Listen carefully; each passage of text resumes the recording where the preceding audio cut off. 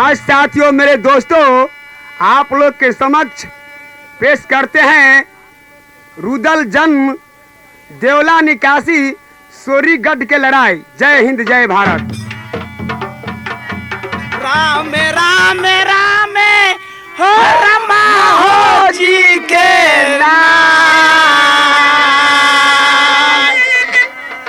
लौटना भवानी के दुर्गा के मैया करबाली।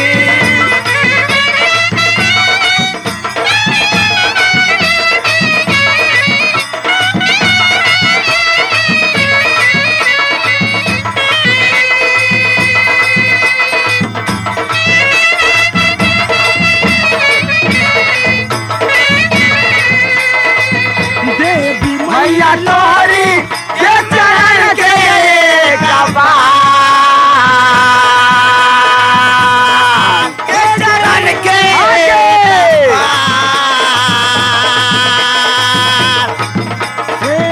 लौटे ना भवानी के दुर्गा के मोई हरबानी।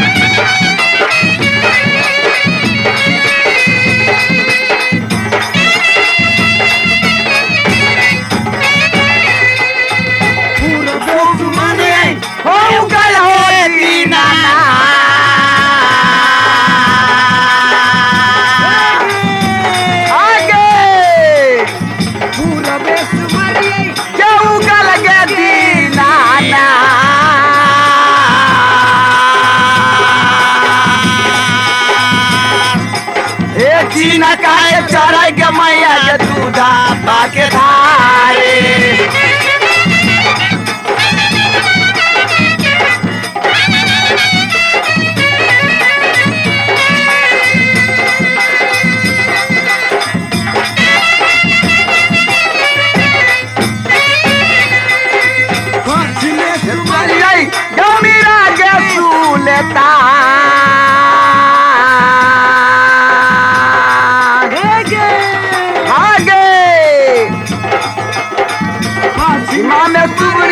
गमीरा के सुलेता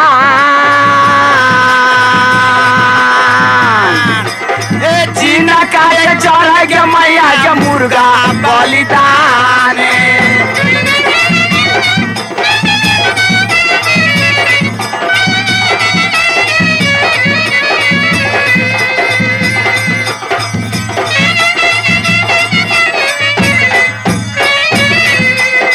जीना काहे चढ़ाई मैया मुर्गा के बलिदान।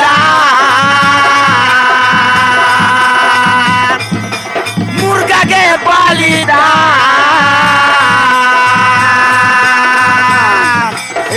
जीना काहे चढ़ाई के मैया के मुर्गा बलिदान।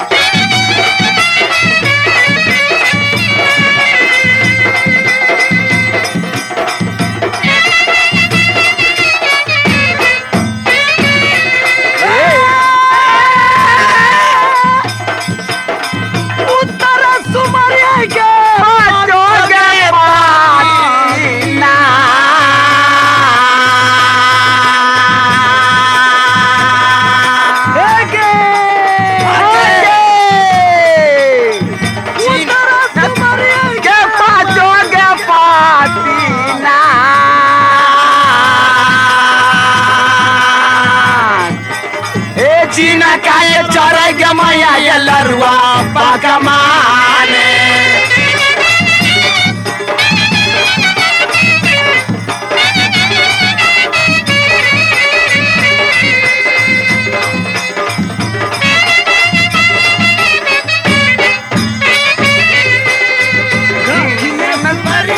ये गंगा के हालुमा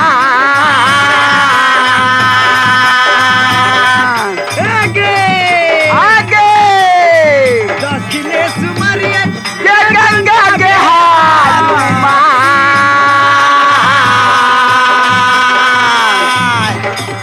ए जीना काये चढ़ के मैया ये घेरुला बीच धारे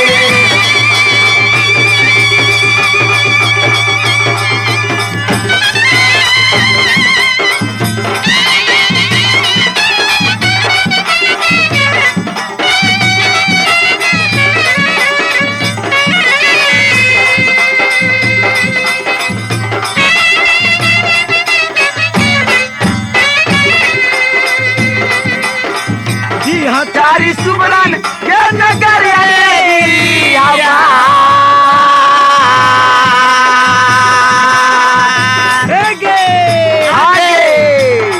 के नगरिया के दिया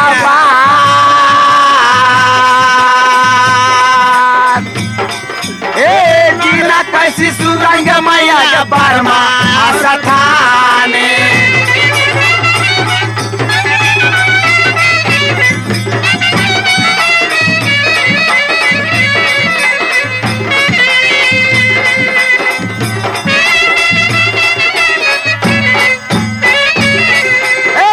जीना काके चढ़ई मैया जोरे सुता जाना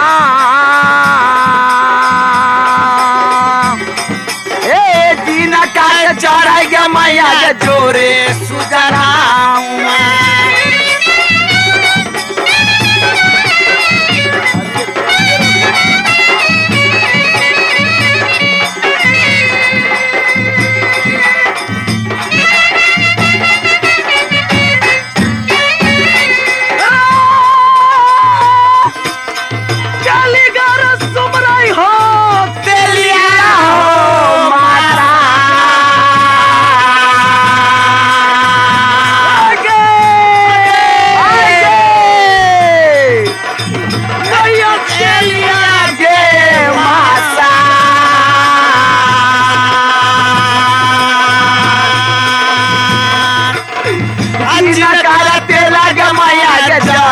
पहला दे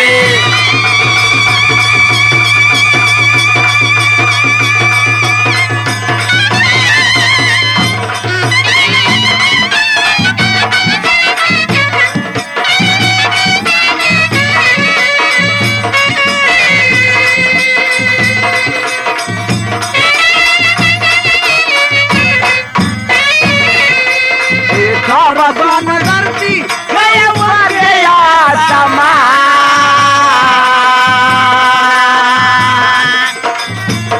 के ऊपर गया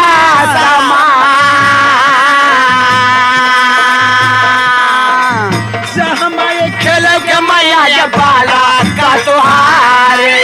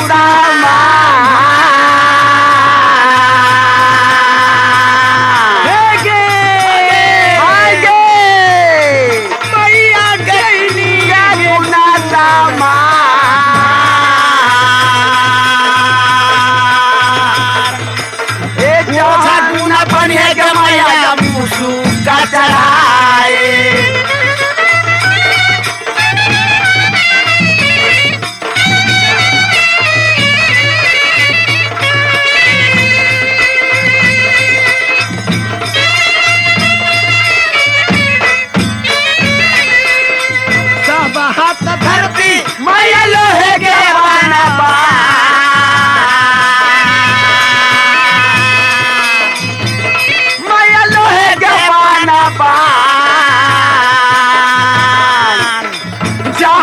अरे खेलोगे मैया है बाला का तुम्हारे।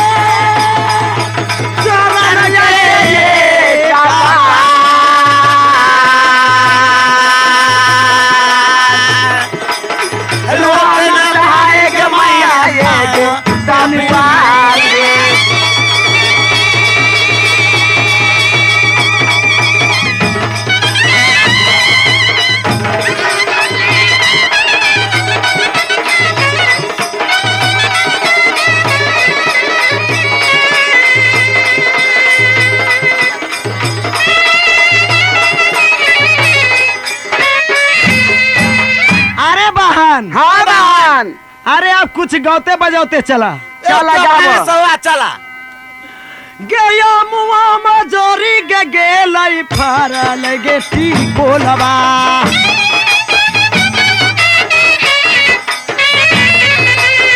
या मुआ मजोरी गे गेलाई फारा लगे टी कोलवा।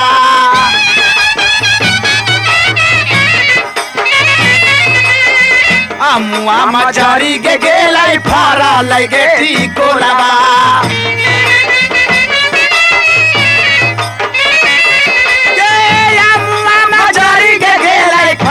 लगे टी कोलवा।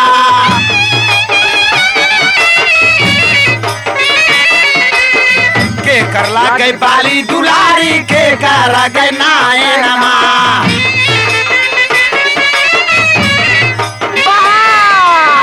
के करला गई बाली दुलारी के करा गई नायनमा।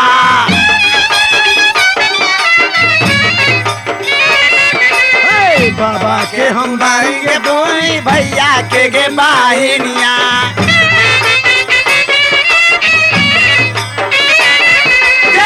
बाबा के दुलारी के पोती भैया के गे बाहिनिया।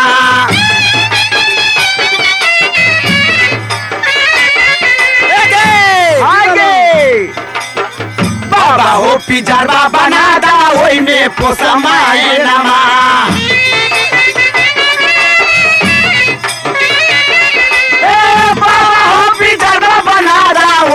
पोसमाए नमा।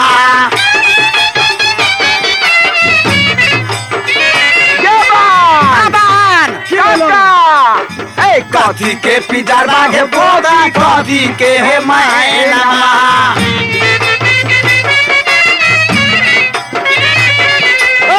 कथी के पिजरवा के पोती कथी के गे माए नमा।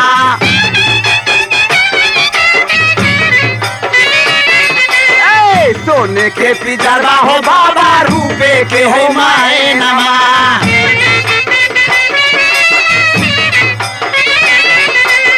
सोने के पिजरवा हो बाबा उगे लियो माए नमा।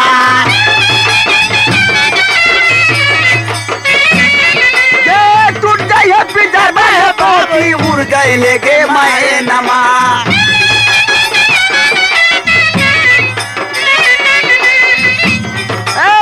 टूट जाइए पिजरवा के पोती उड़ जाइए गे मैनमा।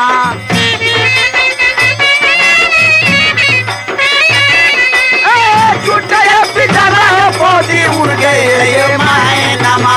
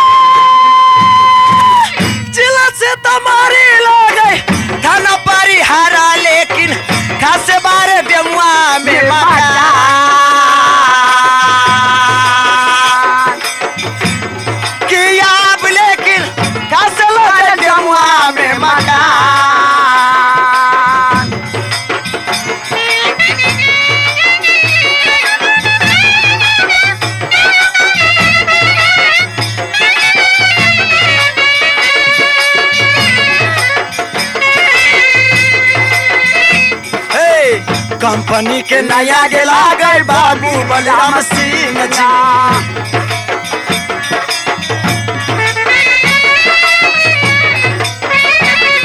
ये कंपनी के नया गेला गए बाबू बलराम सिंह जी।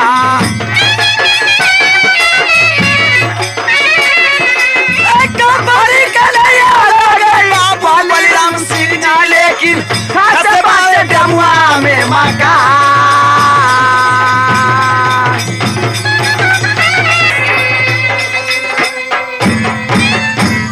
हम दो भाई का भैयारी है। हमारा नाम है वीर जासर, हमारे भाई का नाम है राजा टोरर। मैं राज सोरर में मैं अपना बैठने कमाते हैं।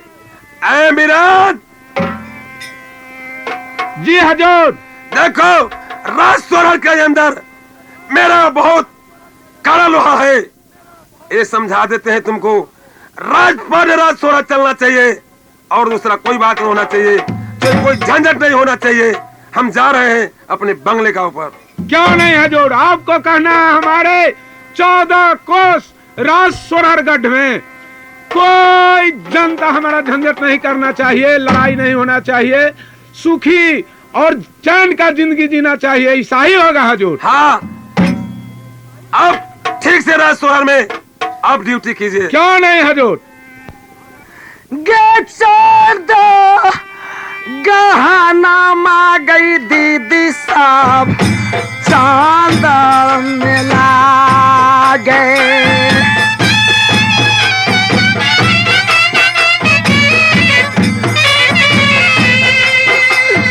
सूरजा गहना मा गे सूरज में गला गया।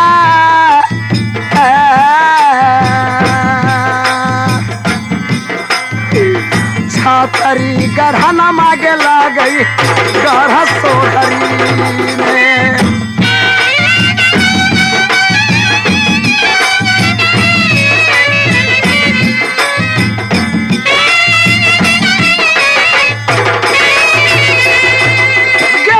नहीं हो हमारी राजवरियल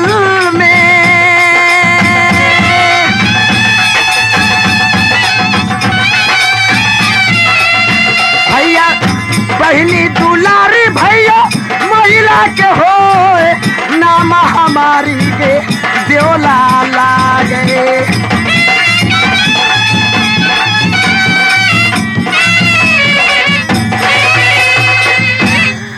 ये नैयर हमारी राजौरियल में है, नाम हमारी देवला पर गए और भैया का नाम मामा महिला है।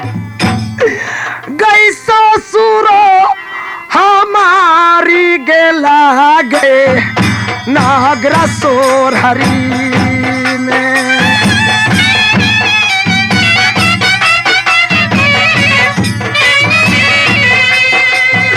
ससुरो हमारी ये नागरा सोरहरी में।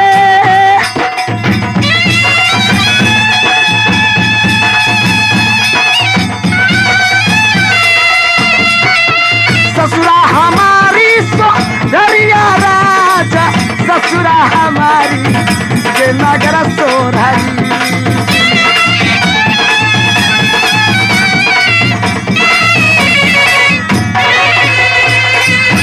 हाय भगवान, इस वक्त मैं अपनी कोठरी में अकेली हूँ और आज हो खड़ी दर्दिया दीदी अब परसावा के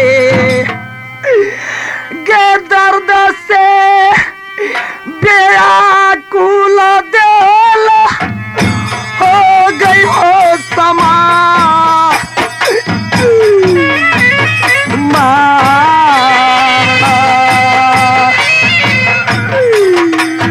उखरल दर्द आ गई दीदी सब परसावा के।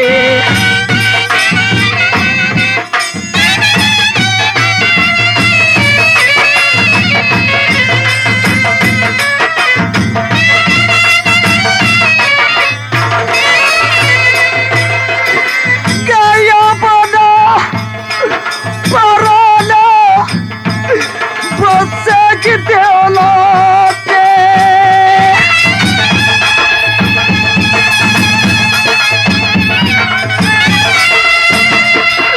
मैया सुनो दुर्गा गे मेरी माँ के रहना साकी दीदी अब देवला पे।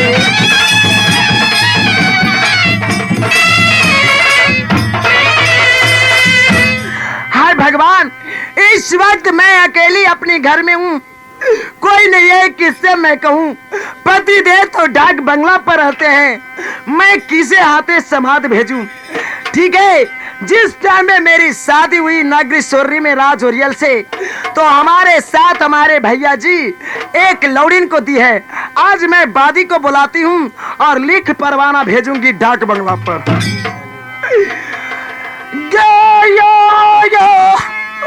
ओ हमारा बादी गए मेरी कोठली में।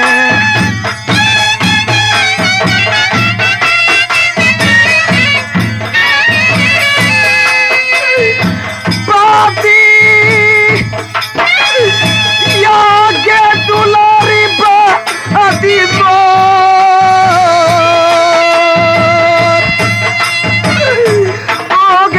भागिया बादी मेरी कोठरी में।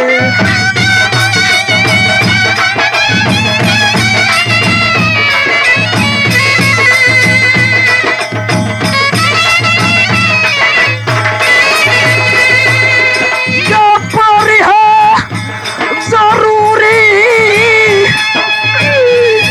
बादिया तुमको से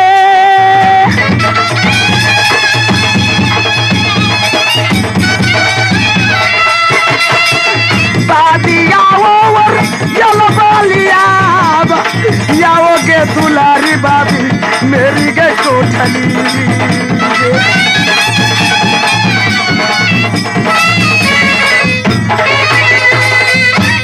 धीरे चाल बादी ओ गमीरे चाली जा।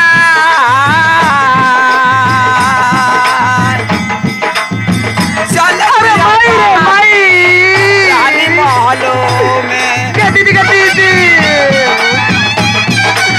अरे मर जाए दर्द से ओ बाबूजी। अरे माई रे माई, ओ जा पाया दाद बदरानिया के।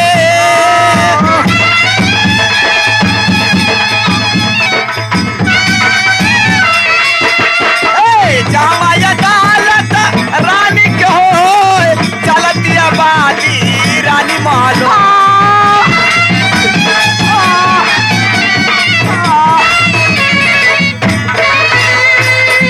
बना महारानी गे खुश रहो बादी, गे जुग जुग जियो बादी तुम लाख भरी सा। हाँ महारानी। गे जैसे नीरा बहे नदी गंगा के, गे वैसे उमरिया बादी तुमको बढ़ेगी। गे कोहला न जाती गे बादी कहिए महारानी साहब। के गे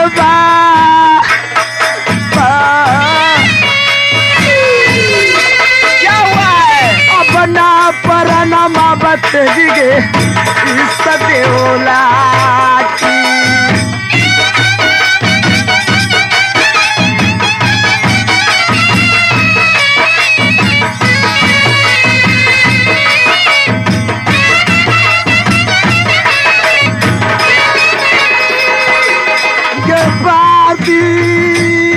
महारानी साहब सुनोगे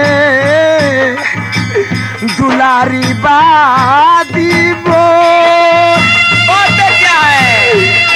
ये तना तर पराना बादी छुटती देवला की।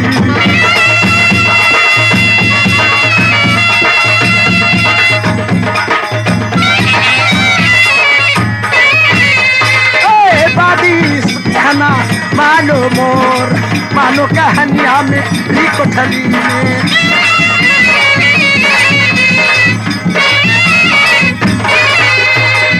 बादी महारानी हमें परसवा का बड़ा दुख हो रहा है। क्या परसबा का दुख हो रहा है आपको? हाँ हाँ, ठीक है।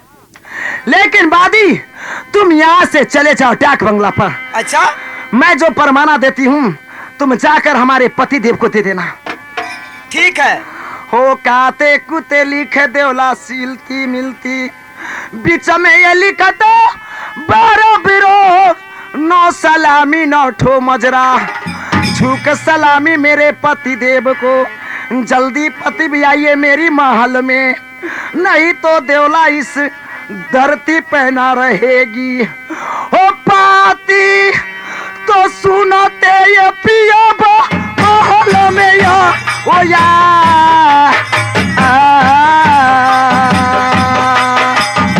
पाती ये पाते पिता पलंग से आओ। स्वामी जी पाती पाते ही पल घड़ी में आप आइए।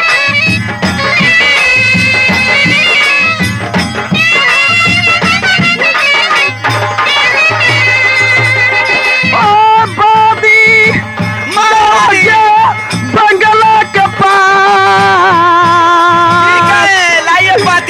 जल्दी से जाओ सुभगिया डाक बंगला पे।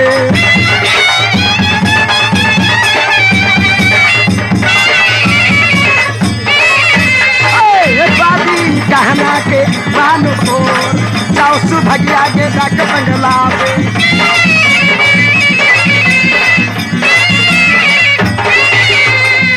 ये महारानी साहब का पाती लेकर मैं जा रही हूँ कहा तो राजा साहब को डाक बंगले पर। आ धीरे चाल बादी हो गमीरे हो चाली जा,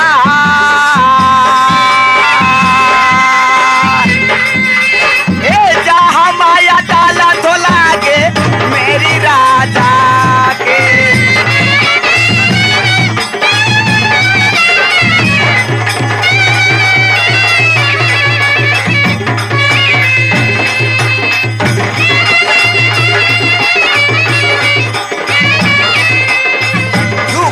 सलामी करे राजा जी के यार, झुकी के सलामी हो करिए अपने राजा के।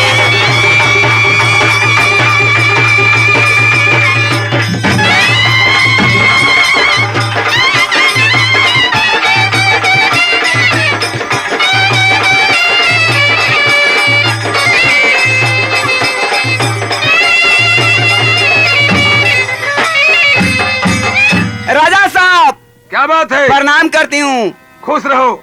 ये पाती लीजिए। मिलान हजूर, अरे बादी महल से पाती लाई है, पाती के पढ़ करके सुनाओ। हजूर, इस पाती में लिखा हुआ है कि महारानी देवला का उनको बहुत दर्द से बेचैन है। दर्द हो गया? हाँ हाँ। तब यहाँ देर नहीं करना है, यहाँ से जल्द चलो। क्यों हो नहीं सकता अभी? है कोई आफत आ जाएगा, तो राज सोहर में कोई है नहीं, उसको सहारा करेगा। जल्द चलो यहाँ से। चलिए चलिए महाराज, जल्दी चलिए।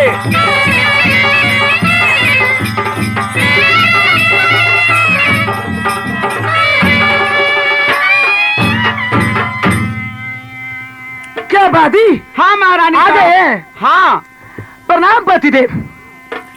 खुश रहो रानी। क्या समाचार है राज सोहर का? पति देव नहीं पूछिए, अब ये पूछने की टाइम नहीं है। मुझे परसबा का दुख हो रही है, आप जल्द जगरीन को बुलाइए।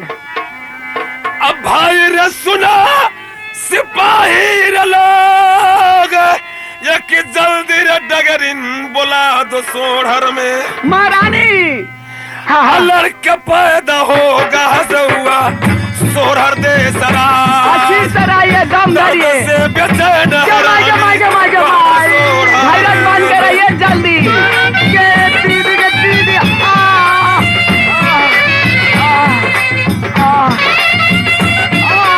बर्दाश्त कीजिए, बर्दाश्त कीजिए। डगरिन बुला दो कर सोहर में। स्वामी जी जल्द बुलवाइए ना, मेरी प्राण जा रही है। खतर खतर आया गया अब।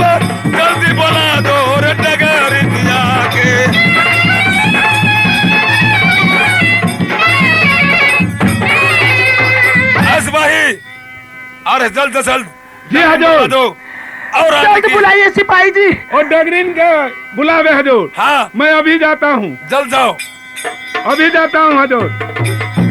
दीदी का दीदी का दीदी का दीदी।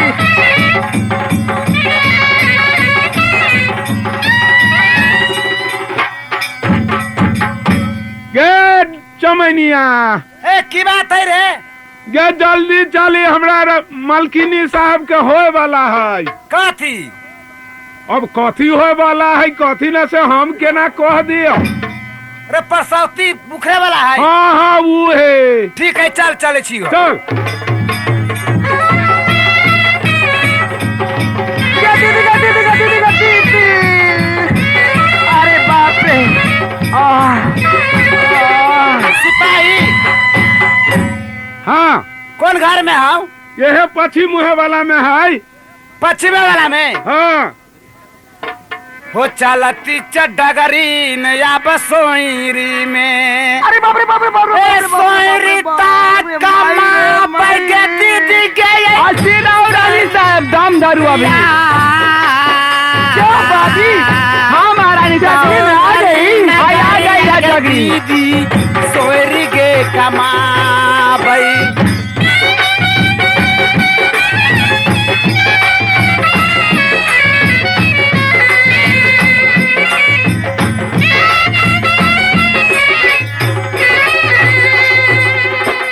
सोरी हो कमा भाई हो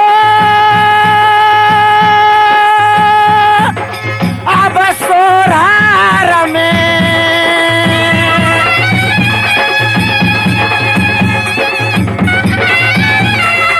ए, सोरी कमा भाई सोरार राज चलती है डगरी नया बसोरी में।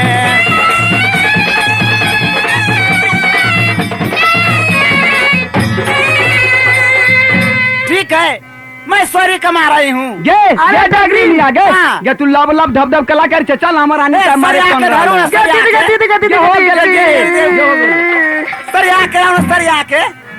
गे माई सोरिए कमाती आज सोरा राहो राज। सोरिए कमाती न दीदी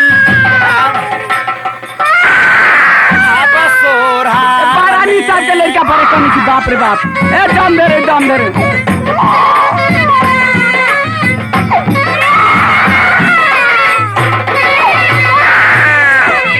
हे बादी।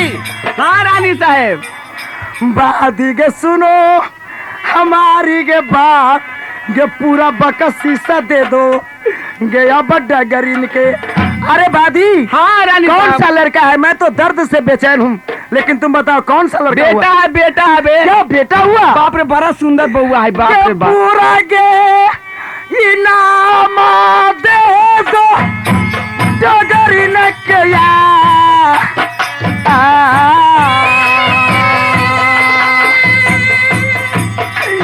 पूरा बाकसी सगे दे दो अब डगरी के।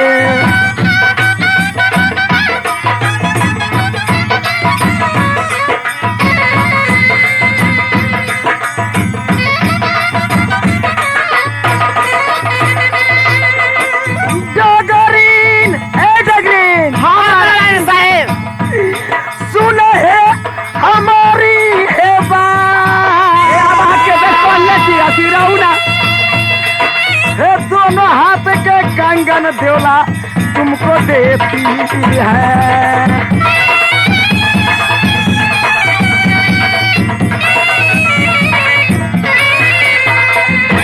बाजी महारानी साहब दोनों हाथ के कंगन और गले गिरमलहार है दे दो, क्या कि बेटा याद हुआ है तो बधैया बजना चाहिए। ए महारानी साहब हाँ तो लड़का के पियाबो न करी छी, हम बड़ा बेकार छी, पियाव न कोनी मारे जमाइन खेबे न के ताले दूधे है लगते।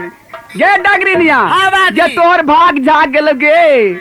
ठीक है बादी राय साहब को खबर कर दो कि बेटा हुआ है और मैं आराम करने जाती हूँ। ठीक है से मैं बेचैन हूँ। करती ही आराम देवला सोरी घर में यार करती आराम हो अपने कोठरी में।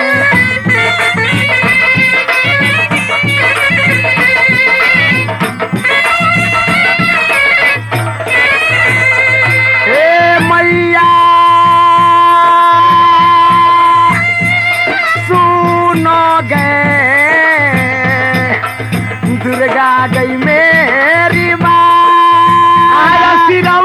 माटी के आवे ना तैयारी दीदी गढ़ सोहरी ले उखड़ जाए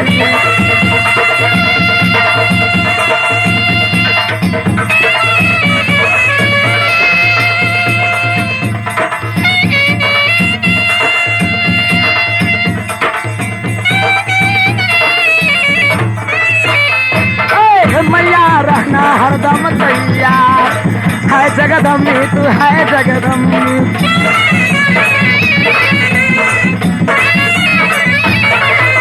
अब मैं जा रही हूँ कहाँ पर राजा साहब के बंगला पर आज तो लड़का हुआ है राजा साहब के आज तो खुशी हो जाएंगे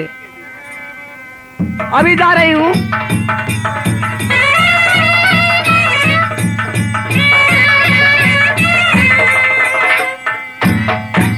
राजा साहब प्रणाम बादी हाँ राजा साहब क्या समाचार है राज सोहर का? राजा साहब आज समाचार बड़ी खुशहाली है बताओ। आज आपको ये रानी साहब है ना उनको एक लड़का पैदा हुआ है क्या लड़का पैदा लिया है राज हाँ आज वही जी हजूर बहुत खुशहाली है। अब तुम खोजवा को बुलाओ और पवनिया को बुलाओ और बाजा बजाओ और नाच नचवाओ। आज खुशहाली है राज सोहर में कुछ दौलत को लुटा देना है। हजूर आज आपको लड़का हुआ है राज सोनगढ़ में तो आनंद बधाइया बाजना चाहिए और पमरिया और खोजबा खोजनिया जितना है वो आएंगे और संपत्ति लुटा देना सोरीगढ़। अरे खबर कर दो जो जितना इनाम बख्शी लेने वाला हो तो राज सोहर में मेरे द्वार पर और बधाइया बजाएगा वो उनको इनाम देंगे। देख पमरिया छे गे खोजनिया की बात है एगो बात कही आप ये हमरा पड़ोसी में एगो बेटा भेलैया किनका घर है किनका घर है? महाराज साहब के राजा जासर सिंह के। अरे बाप रे वाह हे की है ये आई तो भाग जा गए अपनी के भाग जाएगा लाई राजा साहब के घरे हाँ लड़का पैदा भेल रानी के तो काम धंधा छोड़ चल चलो न बधाइया मांग लो चल। पहले। राजा साहब यहाँ जाबे हमरा राजा साहब का कोई कमी न है। भगवान उनका 12 बीघा में आम के फुलवारी देले है कोई चीज के कमी ना। आ जब आम के सेजी न अबे तो हुनकर धिया पुता दोसर के आठी चाट के जी है। बेहुदा कहीं का बेहुदा है आदमी। 14 कोस में उसको आम के शिकायत फुलवारी तो नहीं है करे। ऐसा है कि दूसरे के उसको लड़का दूसरे के आठी चाट के जीता है हाँ आ लहरी के देखबे छली हमरा मालिक के तो 6 महीना ओकरा पीट के लहरिये निकाले में लगे छै आ दुकान से दाल खरीदाई छी लहरी के। कैसा आदमी है ऐसा राजा है हाँ चलिए ना शिकायत करता है मारेंगे तुमको अच्छा लगे चल रानी साहब कभी न कुछ गए है गमुना राजा के बेटा जिए सूप ललना राजा के बेटा जिए सूप ललना राजा का बेटा जिए सूप ललना राजा का बेटा जिए सूप ललना राजा के बेटा दिए एक दिन बेटा बाबू कहेगा सूप लाना अरे एक दिन बेटा बाबू कहेगा सूप लाना के बेटा जिए सूप लाना बेटा जिए सूप लाना के बेटा जिए सूप लाना ये खोजनिया हाँ हो एगो बढ़िया गाना था गीत जुग जुग जिया तू लानमा भवनमा के भाग जागल हो ललना लाल होइए कुलबा के दीपक मनमा में आँच लागल हो ललना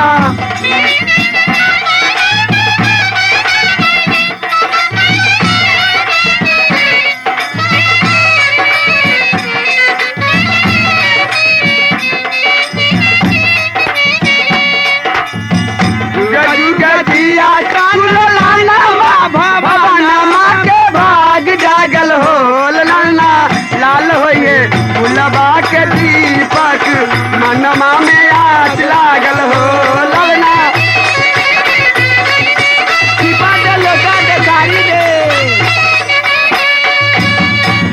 सासू सोहा गिरा भागिन अनदन लुटा बेला हो ललना द्वारा पर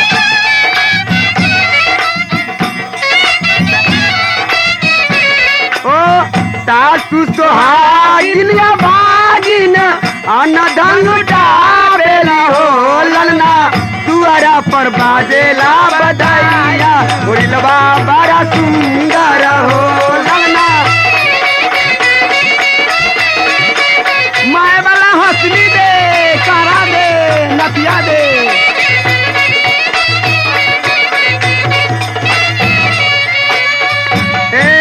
हाथी हाथी क्या बेली बहनिया ललन के किया बेली हो ललना। हाथी हाथी टिहू की चला बेली रस बरसा बेली हो।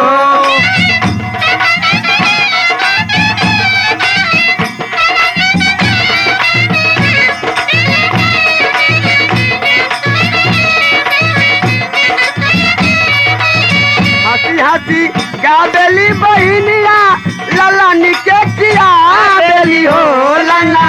दिनमा के होरिला जला मुले होरिलवा बड़ा सुंदर हो ललना।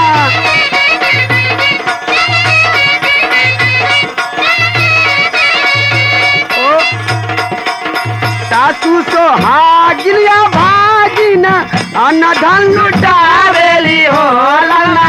दुआरा पर बाजेला बधाइया होरिलवा बड़ा सुंदर हो ललना।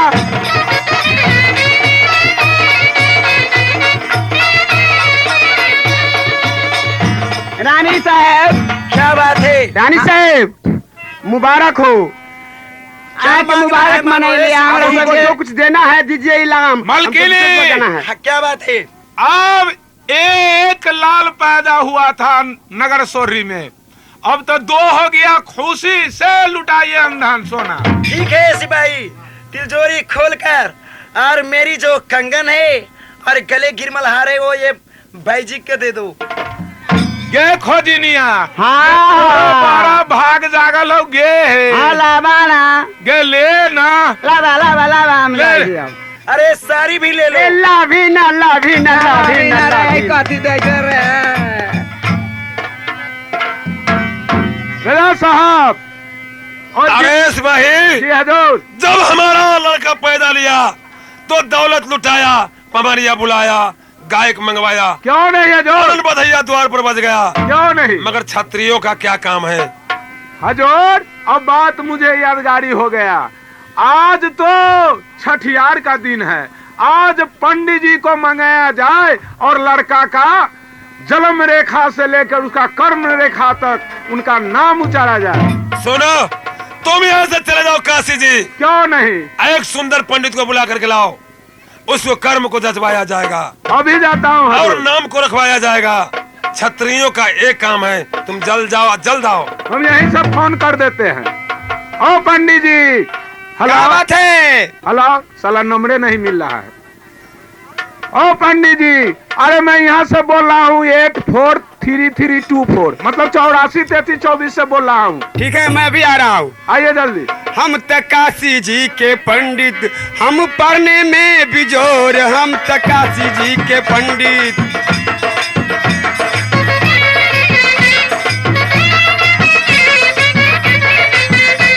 पढ़ने में बिजोर, हम तो पढ़ने में बिजोर, हम तो काशी जी के पंडित।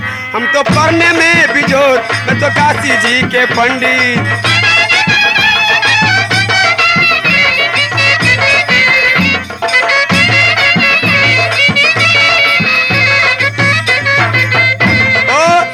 चूरा नहीं सर दही खाई नितिन भोर, 100 से चूरा 9 सर दही।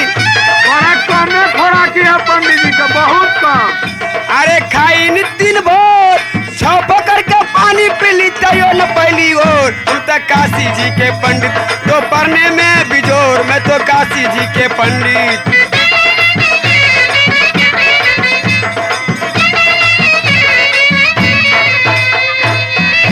ओ पंडित जी, के छे यो? ओ तखन के छियै? 9 सेर चूड़ा, 6 सेर दही आ डेली खाई रोज, आ 6 गंडा के पोखरी के पानी पीली तो यो न मिलल और बहुते कमे ए खाई। जजमान, ये के टाइम के हमारी नाश्ता है। एके टाइम के? हाँ। ई बुझाता ई कथी खाइए। ए भाई जी सुना, का हो? तू वेद पोथी के हाल जाने ला हो? अरे के न जान ला हमरा के? अच्छा हम पीतम्बर झा है। ठीक है, ए भाई पीताम्बर झा, हमारे राजा साहब का गढ़ सोडर में एक लड़का पैदा लिया, आज छठियार है और छठियार का शुभ अवसर पर पंडित जी का बुलाहट है। आप चलिए वहाँ लड़का का कर्म लक्षण देखना है। ए रामनंदन जुजमान, कहा तोहर तो बड़ा ऐठल बोली बा हो। जुजमान जजमान होला कि जुजमान हो? अरे एको हाली तो प्रणाम नहीं के करत। पनहाल पंडित जी, पनहाल पंडित जी। अरे बेहुदा कहीं का पनहाल को पंडित जी हुआ है? आए रे प्रणाम पंडित जी कहो। वही ना कहे कि प्रणाम पंडित जी, तो आपको बुझा गया कहता पनहाल पंडित एकदम जी। चौपट नौकर सब है यहाँ को। तो जैसा तुमको बोली है वैसा ही तुमको हम आशीर्वाद देते हैं। दीजिए पंडित जी। आशीर्वादम कुल्लम छत्रम वंशनाशम बिने बिने। पंडित जी, हमार वंशे नाश हो जाए तो के प्रणाम करके हमरा की हो तो? जैसा तुमको लोली घुमा है वैसा ही हमरा बोली है। तो चलिए ना। तो ठीक है, चलो चलो अभी तक चलिए।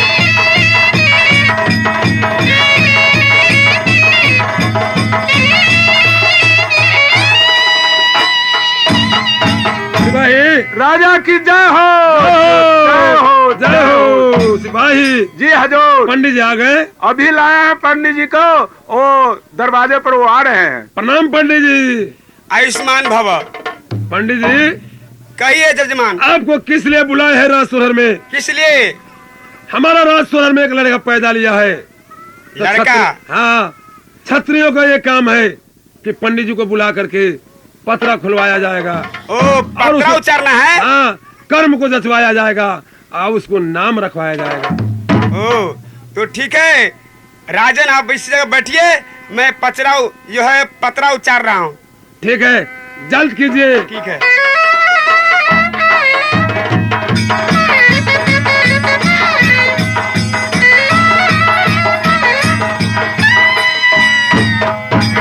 राजन, हम तो चश्मा भूल गए।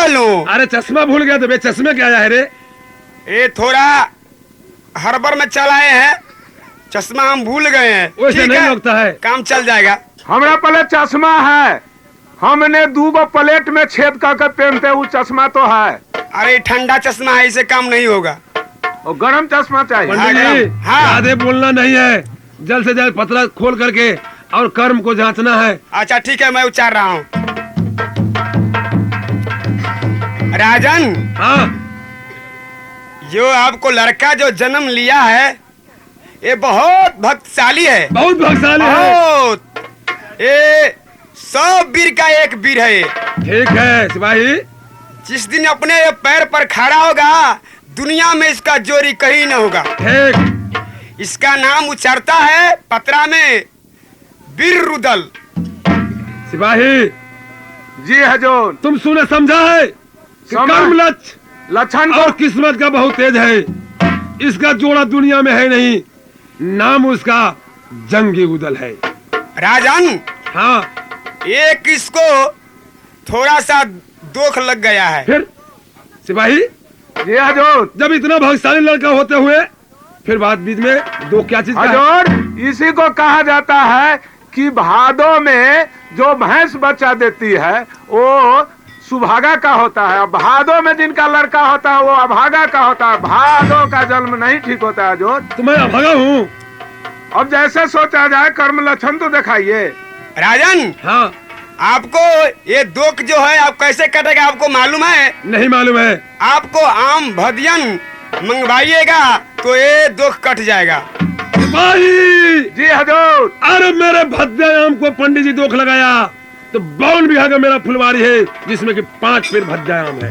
पंडित जी को यह कहना हुआ है कि ये लड़का का कुछ राशि में गड़बड़ी है, इसलिए 5 भदियन तोड़वा कर लाइए और पंडित को 5 फल दान कीजिए, जिसका बाद इनका दोख कटेगा। ठीक। तो अपना क्या कमी दिया हुआ है? कोई कमी नहीं है। तुम जल्द से जल्द बेटा आल्हा को बुलवाओ। क्यों नहीं हजूर? बेटा आल्हा, प्रणाम पिताजी। तुम्हें इसीलिए बुलाया है कि ये लड़का पैदा लिया है राज सोहर में जिसका नाम जंगी उदल है, तुम्हारा भाई का। क्या भैया, मेरा भाई का नाम जंगीर उदल होगा? जंगी उदल है। पत्रा में क्या है कि उसका जोड़ा दुनिया में है ही नहीं। क्या? पंडित जी एक दुख लगा दिया। कौन ऐसा दुख है पंडित जी का? पंडित जी दुख लगाया कि राजन कि 5 आम भद्या को ले आइए और पंडित जी को दान कीजिए तो लड़के को दुख कट जाएगा। बेटा आल्हा, हाँ पिताजी। राज सोहर में कमी क्या है? 52 बीघा का फुलवारी है जिसमें 5 पेड़ जासर भदिया अपना हाथ से रोपा है। तुम जल्द चल जाओ फुलवारी में 5 आम लेकर के जल्द आओ। ठीक है पिताजी, मगर सिपाही के मेरे साथ दीजिए। सिपाही जी हजूर। और मेटा आल्हा को देखा नहीं है, तुम साथ साथ जाओ। क्यों ना हजूर, अभी तो 6 साल को अल्लाह है, ये है तो ये क्या जानता है कि कहाँ कौन चीज है, इसलिए उंगली धरा के इसको हम ले जाते हैं। जल्द चलिए। चलिए।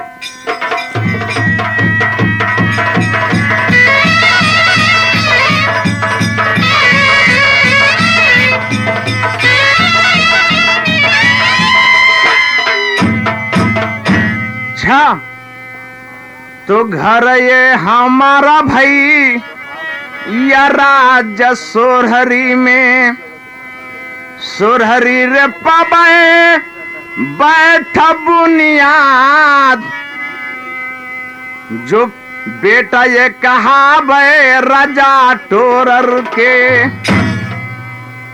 झगरू रे नाम पर गए हमार, छोटा भाई जो कागा लागे, अदुई ताये भाई के भाई यार ला गया।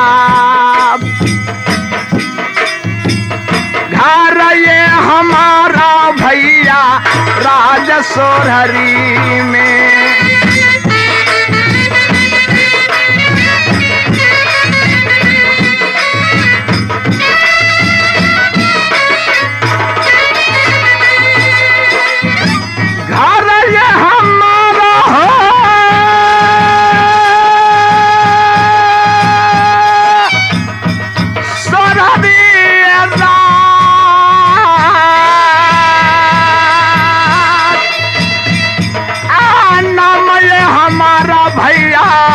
झगरू है।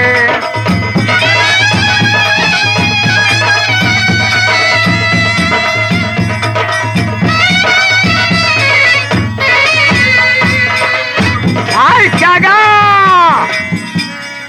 भाई क्या गा, भैया झगड़ू। देखो भाई, आज तुम यहाँ से चले जाओ भाई। कहाँ? बगीचा में।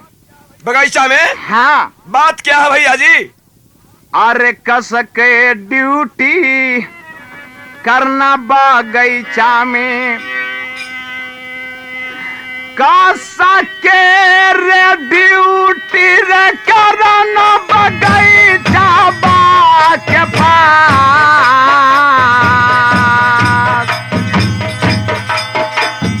कस के रे ड्यूटी करना पर गई जाके।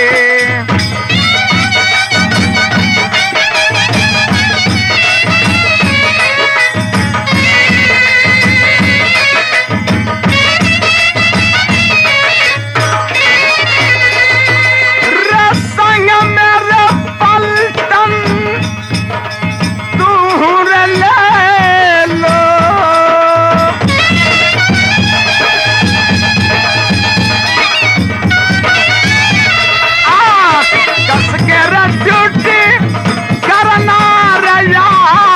कोई नर भदिया रे या मार तोरे।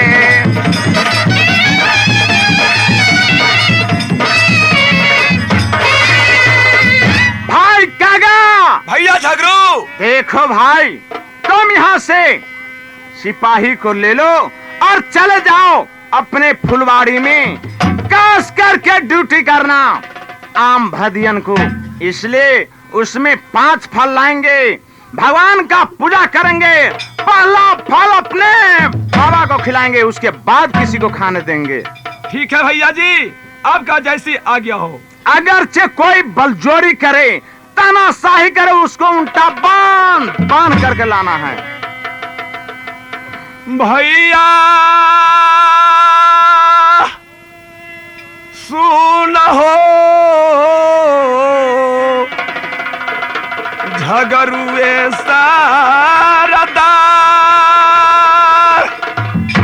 हम बेटा ये कहा भैया राजा तोरर का।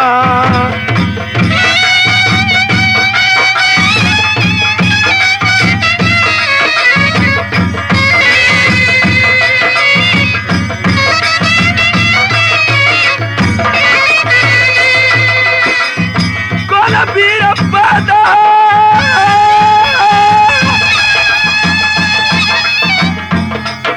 लिया सोरहरी में। क्या नहीं भाई,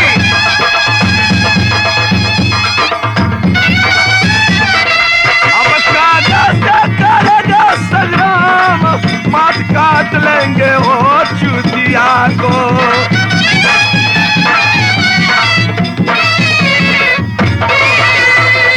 भैया भाई क्या गा, वीर जलाम लिया है गढ़सोहरी में के कागा से संग्राम लेगा बगीचे के ऊपर। एक भाई कसकर के ड्यूटी करना है फुलवाड़ी में। अगर चाहे वहाँ कोई तानाशाही बतियाए उसको उल्टा बांध बांध करके लाना है राजसोहरी में। ठीक है भैया जी, ये हमें पलटन के साथ लगा दीजिए। छोड़ेंगे रे हम दुश्मन के यार,